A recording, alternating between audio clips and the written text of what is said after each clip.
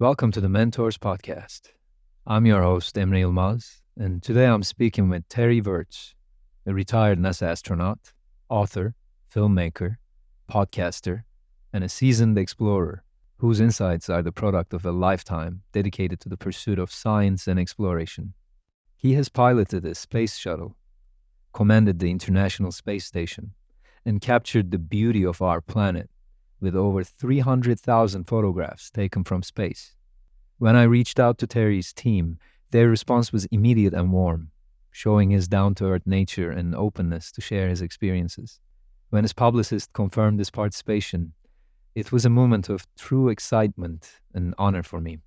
Despite battling a cold, he joined me with a sense of humor, joking about his Barry White-like voice, and was ready to explore a range of topics from spaceflight to the complexities of global politics. In today's conversation, we touch upon what Terry eloquently describes as the juxtaposition of the sublime and mundane, a phrase that encapsulates the essence of human life in space.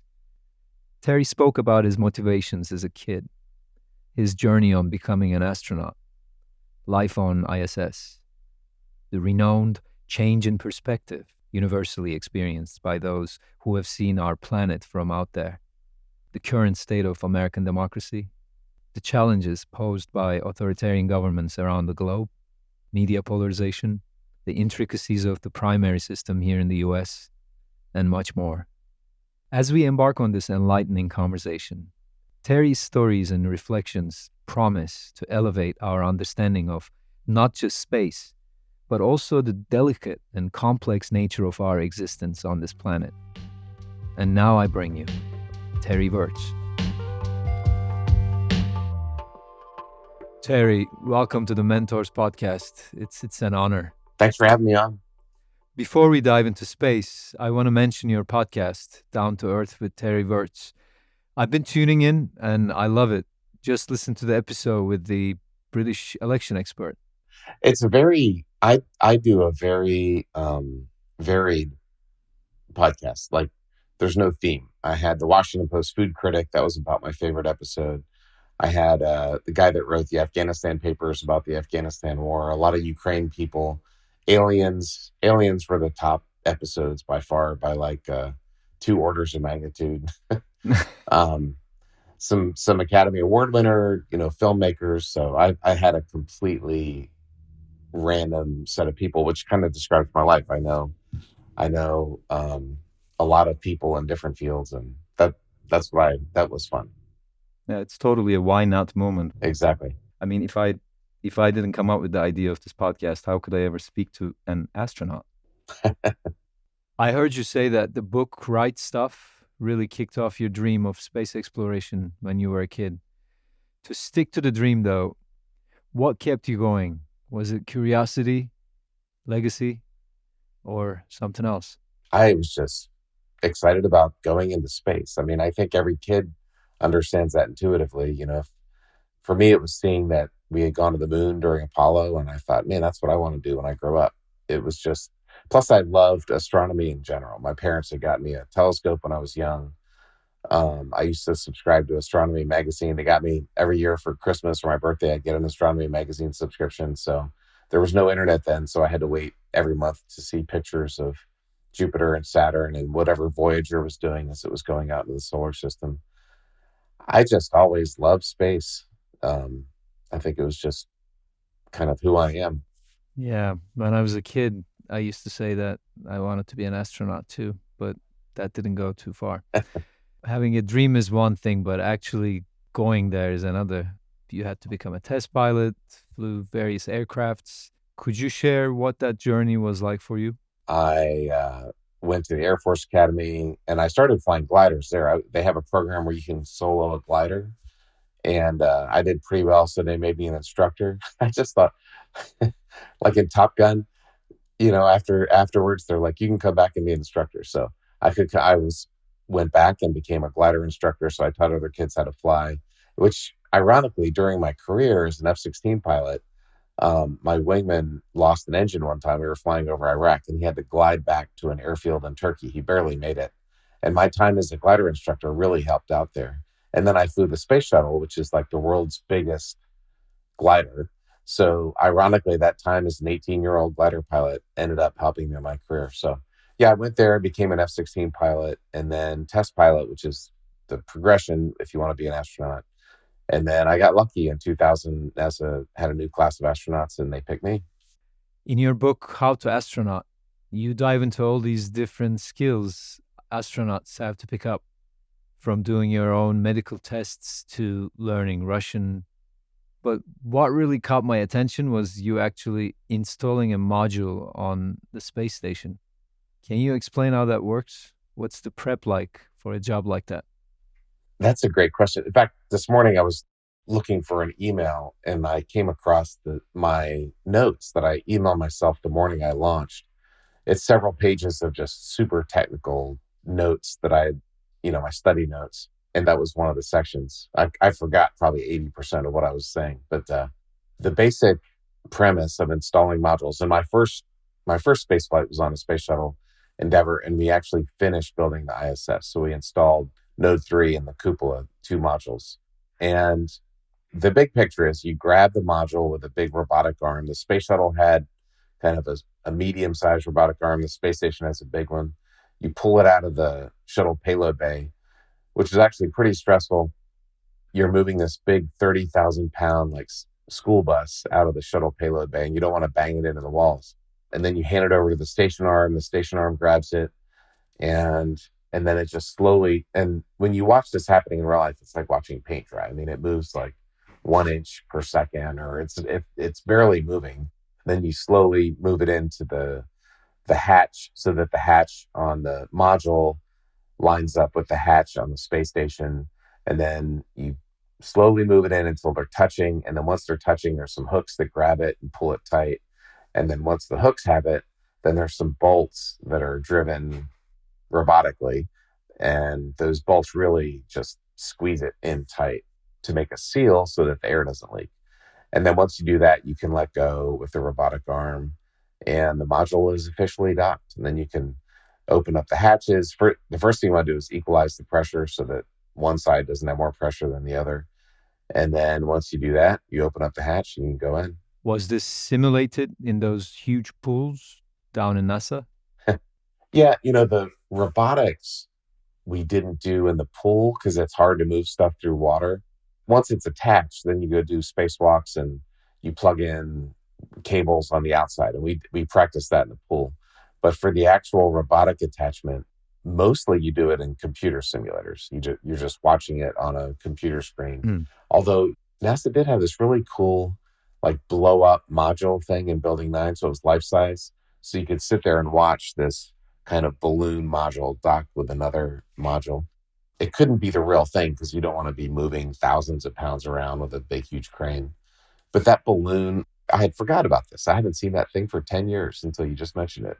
That was a pretty cool way to train, to see an actual life-size module moving. Most of it's done on computers. Wow. And while all this is happening, you are on a ship that is traveling 5 miles a second, something like that? Yeah, something like that. Yeah, 17,000 miles an hour. Even on a vehicle on land, when you're going 20, 30 knots on water, you feel the wind and the movement. In a car, when you open a window. Yeah.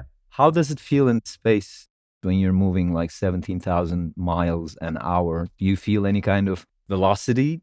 Well, ironically, there is wind. It's really, really, really, really thin air. Like if you open your helmet, you would die instantly. But there's a few oxygen particles out there. So you don't feel them, but they're there. And when you look out at the Earth and you see it moving by, it looks like it does when you're in an airliner. You look out the window and you can see the Earth moving by below. It's not moving fast. Mm-hmm. If you were down at 100 feet, it would be flying fast, right? But when you're up at 40,000 feet, 30,000 feet, it doesn't look like it's moving that fast. When you see the Earth, it's the same like relative motion. It looks like you're in an airliner looking out, except for when you really stare at the ground and you see the cities going by, you realize that, man, like those are cities going by or the countries going by. You realize how fast you're going. The reason it doesn't look like you're going that fast is because you're 500 or 1,000 miles away from the stuff that you're looking at. Not only moving incredibly fast yourself, the Earth below you is also spinning and hurtling through space in an insane speed. Could you give us a little breakdown of this whole dynamic? How does this all work together from your perspective in orbit? So Earth is rotating at the Kennedy Space Center. It's about 1,000 feet a second, so a mile every 5 seconds. Earth is going around the sun at tens of thousands of miles an hour.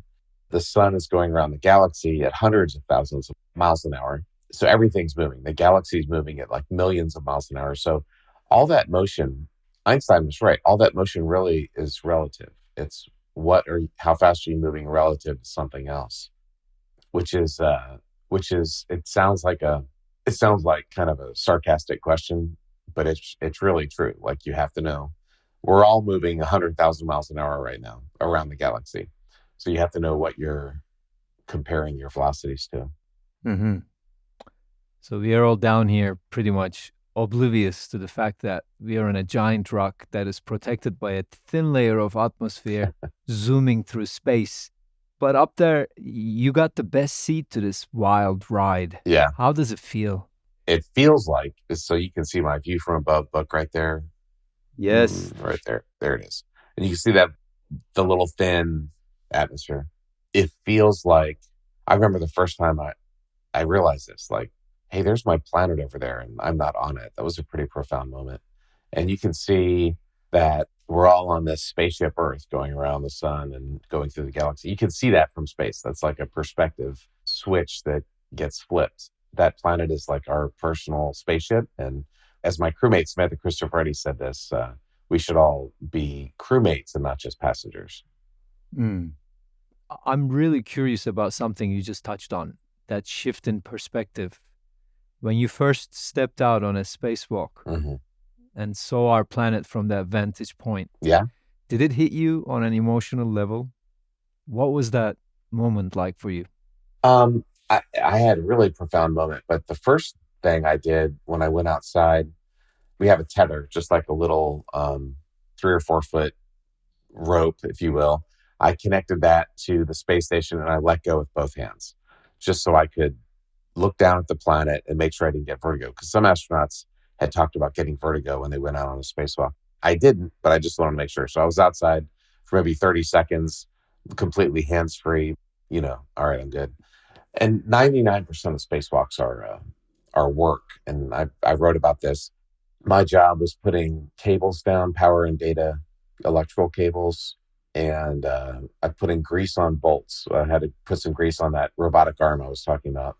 And then every once in a while, very rarely, but a few times, I stopped and I looked out, and it's like it just blows you away. It is more beautiful than anything you can imagine until you see it yourself.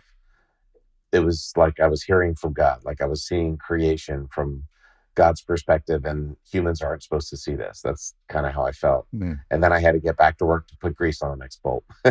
So it was an incredible, all of spaceflight is like that. I call it a juxtaposition of sublime and mundane, where you have this sublime amazingness, and then you have to get back to work because you're flying the space shuttle or you're doing some maintenance task or something.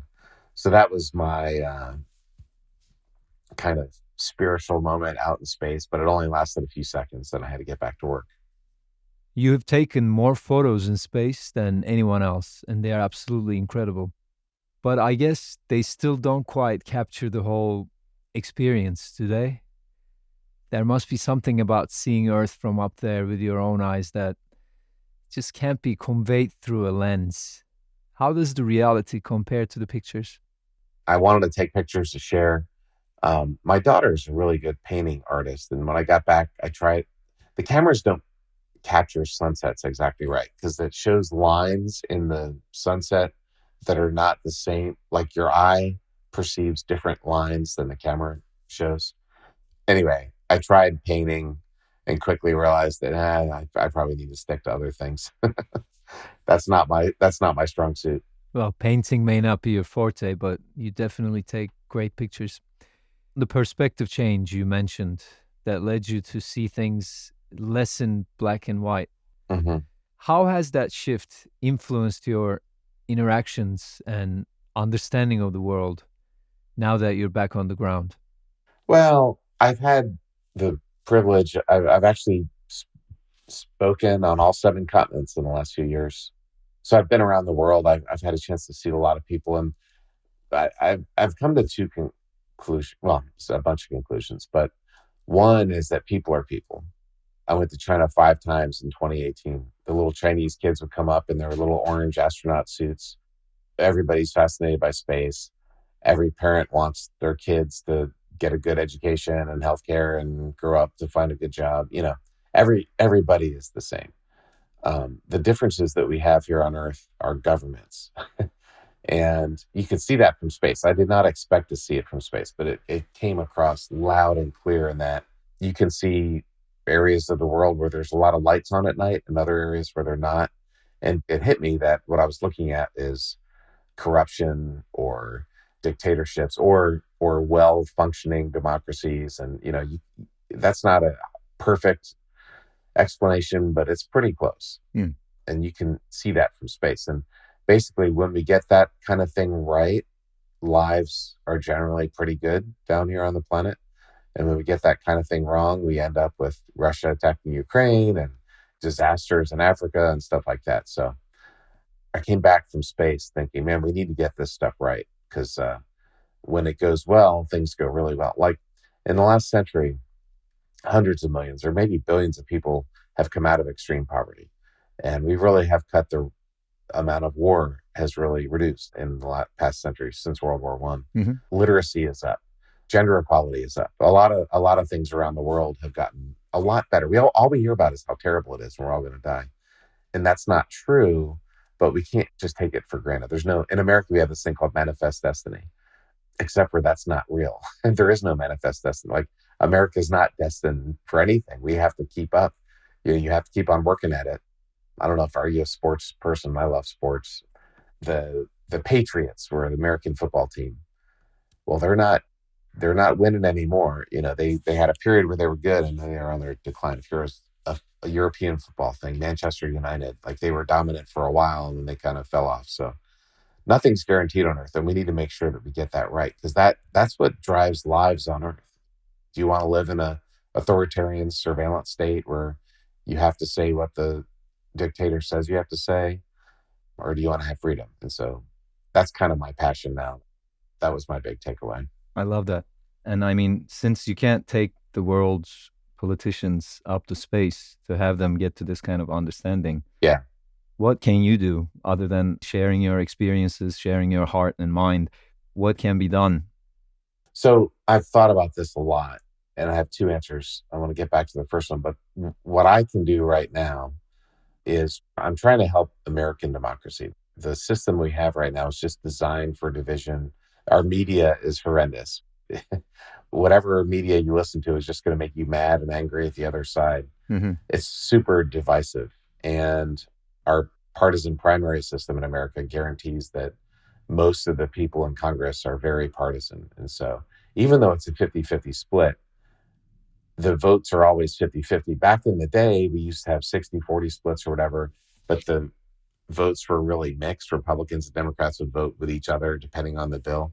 Now they never do that. It's always 100% party line, and it's because of our partisan primary system and gerrymandering. So those are very boring, technical, political things that if we don't get right, American democracy is at risk. It's really a problem. It's really a problem. And so I'm trying to work on that. You mentioned that if you could just bring politicians into space, everything would be good. 3 of the Russian cosmonauts that I flew with, I was in outer space. I had pictures of me and them floating around. 3 of them came back to join the Duma, the Russian parliament, and support the war in Ukraine and support Putin. So these should be the most enlightened human beings on Earth. They know right from wrong. They know the truth, and yet they're still supporting this evil war of genocide and aggression. And so just the fact that you go into space does not change you. If you put Vladimir Putin and Donald Trump in space, they would not come back as, enlightened small d Democrats. They wouldn't change. So that was disappointing, but it's the truth. I see. But most people are not like that. Most people don't want war. If you let everybody vote, like there would not be war. Sure. The only reason there's war is we have political leaders that are in charge and they get to decide.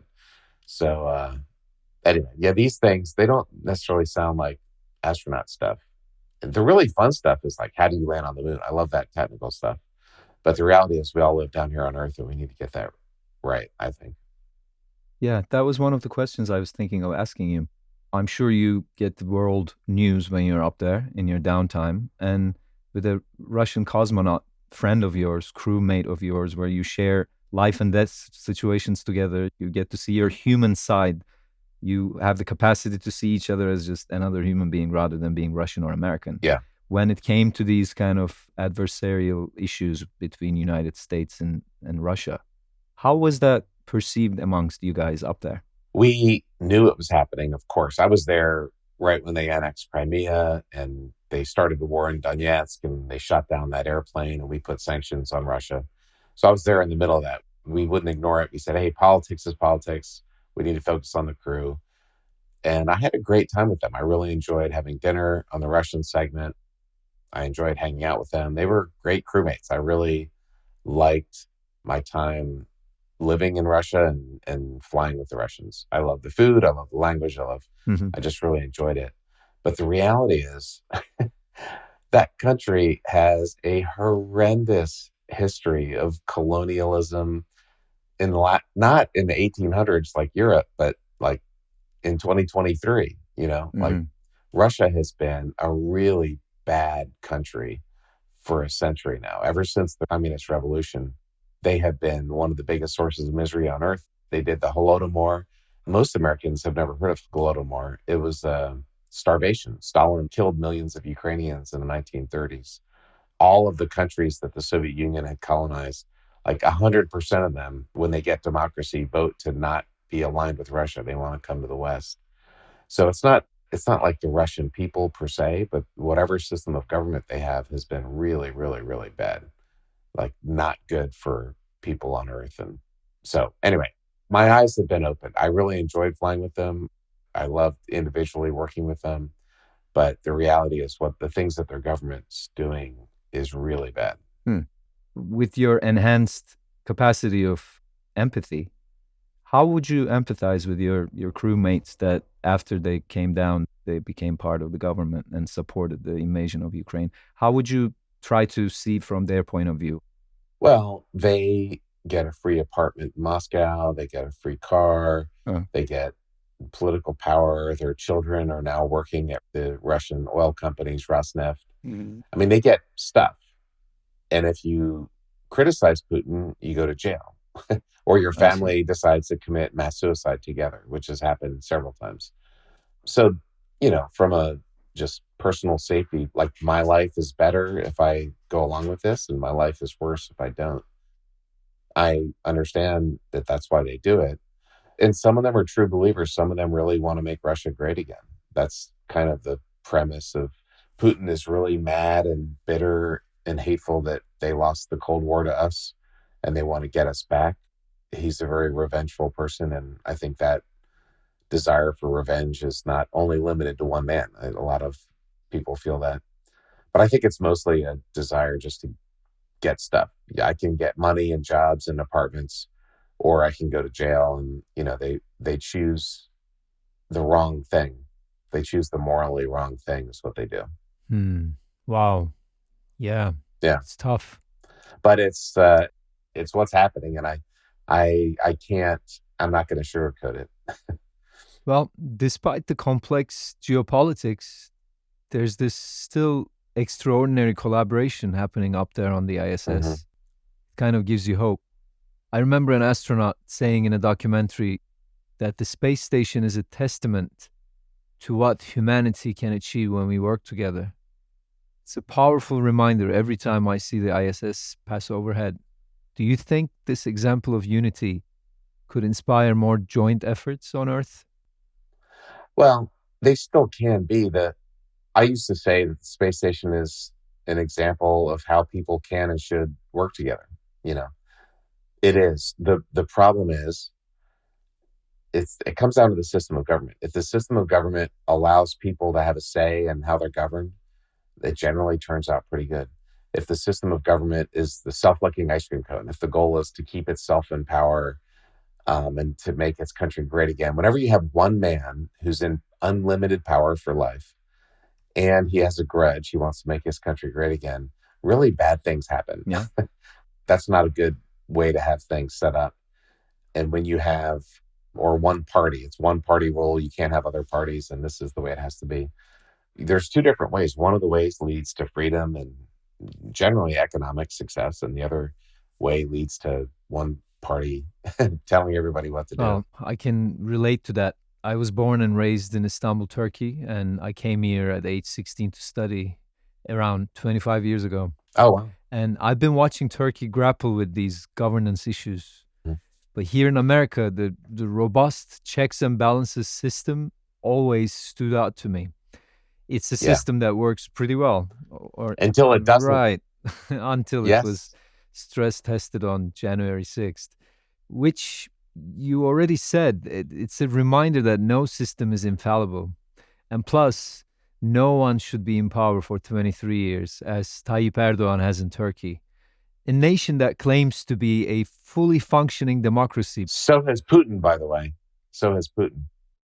I told you about that. My roommate or my wingman gliding. Mm-hmm. Mm-hmm. I was in Turkey when that happened. I was at Incirlik in Adana. Wow. I spent many years there in Turkey.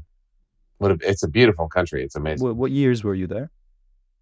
Basically 95 to 98. I see. Right before our latest emperor came to power. Yes, when things were exactly. But things were very different then. And by the way, Turkey is going to fly an astronaut soon. But yes, what's happened in Turkey is emblematic of Hungary, now Slovakia, now Holland, now America. You know, it's we need to make sure that democratic backsliding does not continue. Because if democracies fail, there's other systems that are more than happy to take over. Mm-hmm. You can read 1984 to get a taste of what that's like. But Mm-hmm. yeah, so that's kind of my passion right now. When you say that's your passion, are we going to see you on the political arena? Well, trust me, like this last couple months have been a very intense soul searching, and I've talked to a lot of people about what to do. But you know, I could get elected from one party or the other. I'm kind of a radical moderate. There's not a party for me. I could get elected from one party or the other. They spend about half their time that you have to leave Congress, walk across the street, and just call people asking for money. So about half their time is spent asking for money, and the other half their time is spent bashing the other party. And that you could have one good guy that is good for like a year or 2 years, and then eventually gets beaten down by the system. The other things like trying to get rid of partisan primaries, the way we do those, those are the bigger picture of how to fix democracy. So I don't know. I don't know what I want to do when I grow up, but I definitely have thought about it a lot. I totally get it. All the things you mentioned sound so exhausting. There may be better ways to use the energy. Maybe the work you're already doing could have a greater impact than you becoming a professional politician anyways. The problem, if you're a governor or senator or whatever, if you do the right thing, you get primary. And it's really hard. Like if you're a Republican who says, hey, Donald Trump did something wrong, Done. You're gone. They've purged the party. You know, a healthy party has debates, an unhealthy party has witch hunts. And especially the Republican Party today is not healthy, clearly. There's no debates. There's only witch hunts for people who don't have loyalty to the orange man. So there's some serious things that need to be fixed in America, because if America gets it right, there's hope for the rest of the world. If America goes down the tubes, man, who else is going to lead? China, Russia, Brazil, you know, the European Union. I love Europe. I would love to live there, but they're not the strongest political, entity. So America needs to get it right. What do you think? I think we will, because I'm an optimist, and I think that good wins in the end. And, here's another thing. Going back, it's amazing the parallels to World War II. What Putin is doing is the parallels between him and Hitler are like overwhelming. But if you go back to December 6th, 1941, the day before Pearl Harbor, Uh-huh. most Americans did not want to get involved in the war. Most Americans did not want to send troops to Europe. There was a big, stop sending all this money and equipment to Europe. It wasn't until Japan attacked us that people came to their senses. And there was a guy named Father Coughlin in the 1930s. Most people don't know this. He was a Catholic priest. He was like the Sean Hannity or Tucker Carlson or whatever of the 1930s. Hmm. 25% of Americans tuned into his radio program. He had a weekly radio program. There's 120 million Americans. So on the weekends, 30 million Americans listened to Father Coughlin. He was a fascist. He was pro-Hitler. He was pro-Mussolini. He was a blatant fascist. And so the point I'm making is that we've always had this problem with people wanting strong men. It's human nature to want a strong man as your leader. And in America was no different in World War II. Thankfully, we had enough people who weren't like that kind of tipped the scales to the right direction. So I hope that even though we see that same percentage today, I hope that that in the end, the good guys win. That's my hope. Well, thank you for that. I hope so too. It's been an eye-opening experience for me to move out of New York and stepping out of the echo chamber of New York City. Yeah. I get to meet a broader spectrum of fellow Americans, and people are fundamentally good. Right. But it's astonishing to see such a strong belief in Donald Trump as the sole savior of America by many. It's a phenomena. Die große Lüge. You know what Hitler said. Die große Lüge was the big lie. And the basic German propaganda technique was lie big, lie often, keep on lying, keep on saying it over and over. The bigger the lie. And that's Trump. That if you say it more often and you say how great you are and you say you're the only guy, I mean, those are all warning signs. It's Erdogan. There's Same playbook. It's the same guy. It's the same guy. Mm-hmm. You can go back to Julius Caesar, Mussolini. It's the same human being, right? The same exact personality type. And the thing is, like, I understand why some Americans don't like globalism. Like, it's not been great for most Americans. I understand why most Americans are skeptical of woke gender ideology. Like, Mm-hmm. in the coastal elite, the Democratic Party has become the party of coastal elites. Most Americans are not coastal elites. And so I think there are legitimate policies that blue collar workers want. I totally agree with that. It's just Trump's the wrong guy. Trump's not the guy to do it. He's a failure in everything that he's done. So although I don't agree with like super liberal woke policies, I just think that I know without a doubt that Trump's not the guy to make smart, coherent policy decisions. And so we're in a mess where there's not somebody that's reasonably in the middle that can get the right policies done. You have to be an extreme coastal elite liberal or Donald Trump. And the real answer is somewhere in between those two things. Yeah. And the other problematic thing is, while trying to combat the misinformation and all the bad ideas, certain policies of the super woke doesn't really help bridge this huge divide. These 3 college professors that just went before Congress and talked about anti-Semitism. Did you see this? It was a big scandal last week. Yeah. So should students be allowed to stand up and say, we should have a genocide against Jewish people, or we should have a genocide against men, or we should have a genocide against white people, or we should have a genocide against people from North Dakota? Like, the answer is really simple. No. Mm-hmm. Students can't say that. That goes against our policy. The answer is a really simple, that's a bad, yes or no. They couldn't bring themselves to say it. They're like, well, it's context dependent. And well, if a student says we should have a genocide against Jewish people, there's no context. That's wrong. And the answer has to be no. And so you could just see and look, this is Elise Stefanik. She's a radical person, but still you could see their tortured soul as a liberal to not be able to bring themselves to say that was wrong. 80% of Americans, 90% of Americans don't get that, and they can see that something is wrong morally with that view. And that was just one example of how the Democratic Party and the left just have lost touch with most Americans. Well, Terry, thank you for sharing your thoughts on this. I could talk to you for hours on these issues, but with the limited time, let's Sure. launch back Yeah. up to The space. fun stuff. Yeah.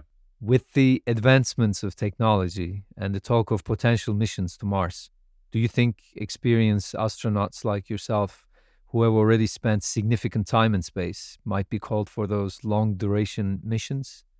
And if so, would you consider going back?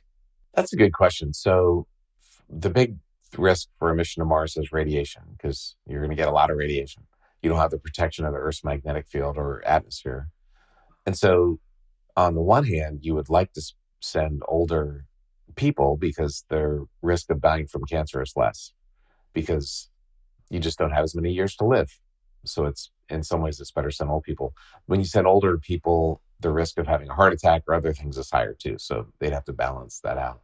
I mean, the reality is when you leave NASA, you can't go back. There are private space companies. There's one called Axiom that they have a couple of retired NASA astronauts. There are other ways for astronauts to fly, but I don't think I'm going to be going to Mars anytime. Well, nobody's going to be going to Mars anytime soon. That's going to take some. I actually do a talk about human exploration of Mars, and that's going to take some time. I see. And what is that time? When we landed on the moon, Werner von Braun, our German, um, the guy that built the Saturn V, he had a plan to get to Mars by 1989. It was 20 years. And then in 1989, George H.W. Bush got elected. And the first thing he said, we're sending Americans to Mars. And the price tag came in and it got canceled immediately. And then in 2009, Obama came in and George W. Bush had a plan to go to the moon and Obama didn't like W. So he canceled the moon program and said, we're on a journey to Mars. It'll take 20 years. So we've been 20 years from Mars since 1969. And every time I talk to Congress or whatever, I always say, look, it's not about the rocket science. It's about the political science. Mm-hmm. So we need to figure out, all right, this is what we're doing and get the political will and stick to it. So I think the first step is going to be the moon. We need to see if we can get that done. And if that works, then that will be a stepping stone to Mars. But we're still a long way from sending humans to Mars. Like a decade, you would say? I don't think. Look, a decade ago was 2013. So I think it's at least 2 decades. Wow. But it really requires political will, to do it. And then the budget to do it. And if you haven't noticed, our budget has been exploding in the last 3 or 4 years since 2019. So I don't think there's going to be a huge amount of spare government money to spend on that, but we'll see. Elon Musk often talks about the goal of making space travel more affordable, particularly with technologies like reusable boosters. Yeah. Considering these advancements, do you believe we are closer to making those missions possible? I think it's only possible if guys like Elon Musk and Jeff Bezos of Blue Origin, if their rockets succeed. So I think what Musk is doing with Starship, I think what Bezos is doing with New Glenn, I think those are absolutely mandatory, or we're never going to get to Mars. The SLS, the NASA's rocket, is apparently the NASA GAO says it's $4 billion a launch. So we need to get that cost below $4 billion per rocket launch. People have the belief or they think that right now with all the pressing issues on Earth, it's not that necessary to spend all this money to go up on space. But I personally think this is that biggest unknown, and knowing that more could only help humans flourish and evolve. What do you think? If space exploration is beneficial to life on Earth? Yeah, many people say that it's right now we have so much to fix. Why spend taxpayers' money on that? Well, in the 1970s, that was the big argument, And the real answer is there will always be poor on Earth. There's always going to be needs on Earth. And so we can either be stuck here on Earth or we can explore beyond. The other thing, they say my shuttle flights cost $1 billion each. And when I went into space, I noticed that we didn't just open up the payload bay door and launch $1 billion bills out in outer space.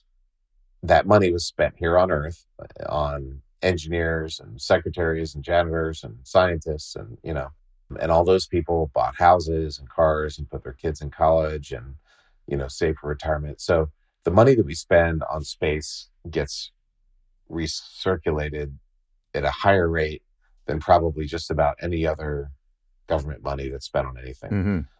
So It is expensive, and we can't just have unlimited, and we need to make sure we're efficient with that money. But there's pretty profound benefits. Not only the scientific stuff that we learn in cooperating with other nations is really important. And at the end of the day, if we might learn something out in space too, being able to send people there. So there's a lot of benefits to space, even though there is a cost. During your time, over 200 days, in order to keep your muscles and bones alive, you had to do like 2.5 hours of exercise a day, something like that, right? So Yeah. that kind of rigorous training, how did that shift your well-being on Earth? Do you continue working out rigorously since you're back? Yeah. Uh, Not that much. I need to probably do more. Plus, there's no McDonald's or anything in space. So the food, is pretty good, and you're exercising, and I was in pretty good shape. I need to get back there. When COVID happened and we were all stuck, I wrote a book. I got stuck in space for a month because the cargo ships blew up and we were low on cargo and we didn't know when we were coming back to Earth. So I wrote a little short 10-chapter book, how being stuck in space was like being stuck in COVID. And there's a lot of similarities. Exercise is an important part of that. It's just, you need to exercise not only for physical health, but also for your mental health. So, Absolutely. yeah. All these acronyms you guys had to learn. Being an astronaut comes with knowing these acronyms. So DAM, debris avoidance maneuver. So you had to maneuver the ship knowing that surveyed objects up there that are floating in massive speeds. You had to steer the ship numerous times, right? Yeah.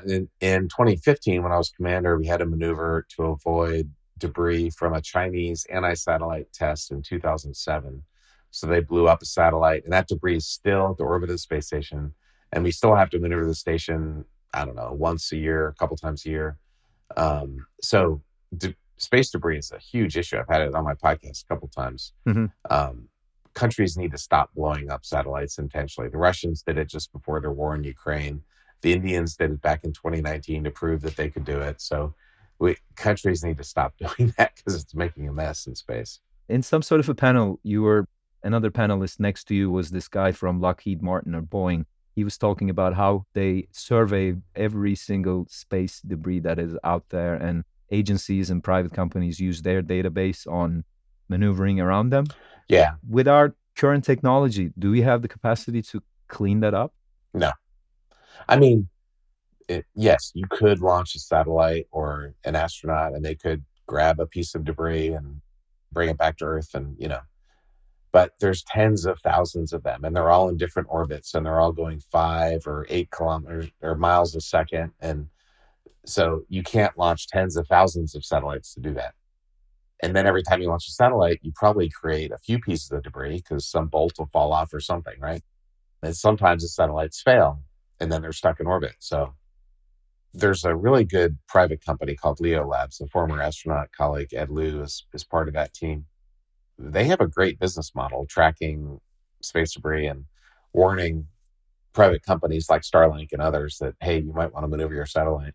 That's a good business model, tracking and warning, but cleaning up, I have not personally heard of a good way to do that yet. And when you're on a spacewalk, in your book, you mentioned that sometimes that debris, your eyes can't even see it. You notice them on your time-lapse videos. Yeah. So there's always the inherent possibility of a really tiny speck putting a hole on your spacesuit. Is that always a possibility? Yeah, absolutely. When I was outside on my spacewalks, I felt very much on the clock because you just don't have the protection you have from the metal can you're in when you're inside. So, and you see all these there's a lot of little small divots on the outside of the space station where some dust or a piece of paint or whatever hit the space station. So it's a threat. Thankfully, it's a big sky and it doesn't happen too often, but there's a risk being in space. But is there a contingency plan for it as they have for everything else? Like in case something puts a hole, do you have some time to get back in the station? Yeah, the station or the suit can withstand a 30 minutes of leak through, I forgot what the size, like a 1/10 of an inch hole, or there's some specification size hole. But the other question is, doesn't just go through your spacesuit, it's going to go through your body too, right? So Mm, what part of your yeah. body did it go through? And we do have a plan. If you have an incapacitated crew member, you always go out in pairs so your wingman can come over and grab you and drag you inside. So there are some backup plans, but it'd be better to just not get hit by debris to begin with. So, our universal tool against the unknown, humor. What's humor's role in your life, especially with all the cosmic unknown? You guys must be laughing a lot up there. I use humor to deal with stress. Like when my wingman lost his engine, and I cracked some jokes so as he was like going down, just to try and break the ice a little bit. We had a period in space. I wrote a whole chapter in my first book about this ammonia leak, but we had a period of about a month where it was continuous alarms. Like it got old having all these alarms going off. Most of them were false, but I made a little matrix of emergencies, warnings, cautions, and funny smells, and US segment, Russian segment. So there was a matrix of like where all these things were happening and how severe the warning was. And so we were just putting tick marks in the box and on a little yellow sticky in the command post module of the space station. And there we had a lot. I think I have a picture of this somewhere. We had like 18 or 19 warnings go off in a couple week period. So I deal with things through humor. That helps, right? You're either going to laugh or you're going to cry, so you may as well laugh. And I love how every time you're talking about a tragic outcome, you're like, you have the rest of your life to figure that out. Yeah. I really like that expression you use. Well, you know my book pretty well. You've obviously read it, so thank you. Oh, thank you for writing it. And by the way, I wrote it myself. I know. I think many other books are written with ghostwriters, but I actually wrote that myself. Well, now talking to you in person, one can tell easily that it's not written by someone else. It's you talking in the book. Well, thanks. What would be your advice to young people that they think sky is not the limit and want to pursue what you pursued? What would be your advice to them? Well, the one piece of advice I give to everybody, and I think this is going to be the title of my next book, is don't tell yourself no. That described my career journey to becoming an astronaut. But if there's some dream that you have, something you want to do in life, don't tell yourself no. That's the first step. Tell yourself yes if. And if you want to be a doctor, okay, I can be a doctor if I get an undergrad degree and I get good grades and I do well on the MCAT, I get some experience in the medical field. And then you have to pick out your plan and come up with a strategy. Words are easy and cheap. So you have to actually come up with a plan to get to the dream you want to get to. But that first step is the most important. Don't tell yourself no. Make the decision to go for it. Just, if nothing else, just to be true to yourself. Well, I did not say no to myself, and I decided to write to you to talk to me on this podcast.